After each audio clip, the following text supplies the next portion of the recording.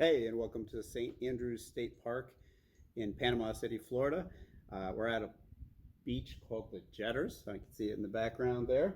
And I'm about to make espresso on the road. So while I may not be a full RX athlete, I am an RX espresso maker. So my coffee is tight.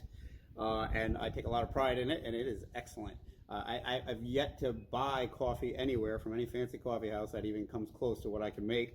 So yeah, I'm gonna show off a little bit of my skill set here and make some espresso today on the beach. So I've already preheated the water, and I have this awesome Flair Pro manual espresso maker that I take with me on the road that comes in the van with me as I'm driving around. So the first stage is the compression tank. You have to preheat that. So I've got some boiling water here, which I heated in the van. And I'm actually just doing this to heat this chamber. We'll be throwing this water out. It will not be used in the making of the espresso. But it's really important that the chamber is preheated with boiling water so that it is hot. You need that chamber fully expanded so that when you go to put pressure into the system, you're getting as much of the pressure as possible into the bean so that you're extracting the real espresso flavor of the bean. And that is mission number one. So while that's preheating, I'm going to be taking the expansion tank and grinding up, or I'm going to be taking the grinder actually and grinding up some coffee. Got to measure it. I know that sounds a little crazy, but it is extremely important that this is measured to a precise amount. I'm just setting that to 0. I have these fantastic Flair beans from Jacob Alejandro's in Troy, New York. They hooked me up with some great beans,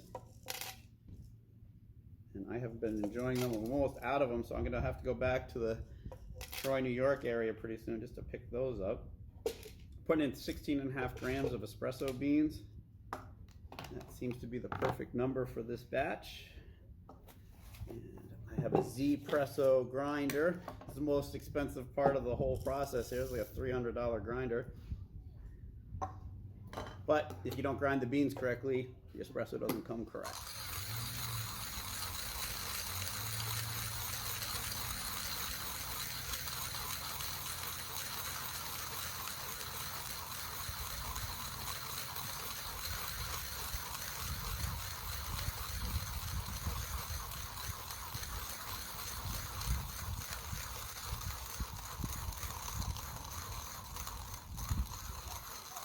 I've never tried an electric grinder. I heard they're great, but the precision that you get with these manual ones is pretty fantastic.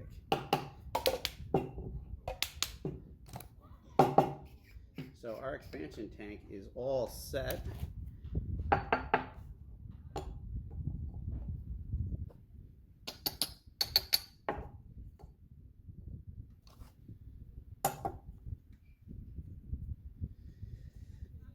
Oh my God, that smells so good. Ground coffee, fresh ground coffee. This is the best smell on the planet. So I just got to take this little tamp here, get this down exactly where we need it. I use the 4-finger method. A lot of people like to press straight down. It never comes even. It makes for an imperfect crema on the top of your espresso. So I like to do it with the 4-finger method. We got our metallic filter. It's going right into there. Those beans smell so good.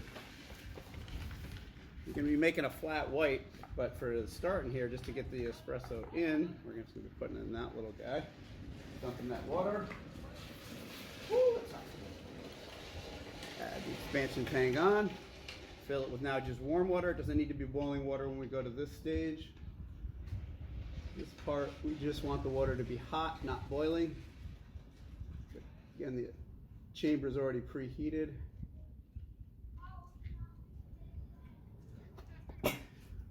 And we are ready to brew some espresso on the beach. And here we go. This is why I do CrossFit, so I'm strong enough to get this pressure down tight. Oh yeah, that looks great.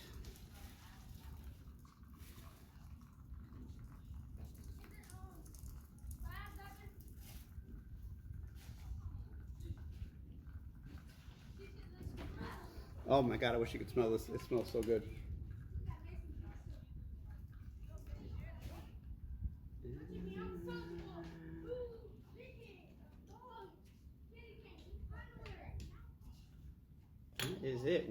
we are talking about some delicious espresso.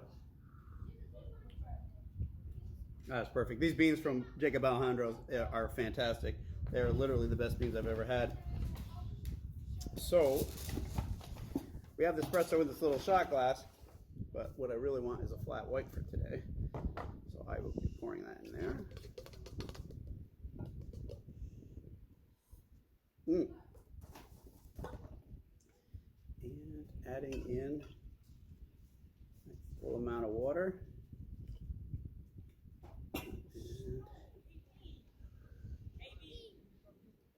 Perfect. Got to go grab the half and half out of my fridge in the van. Be right back. All right back with the half and half. And we're going to go equal amounts, half and half into the water and the espresso and make a perfect flat white on the beach. There we go. And last thing, stir this guy up. Sometimes I add a little cinnamon to it. Never needs sugar. It's perfect the way it is. I just like to have cinnamon in my diet sometimes. It's a good alkaline spice to add in.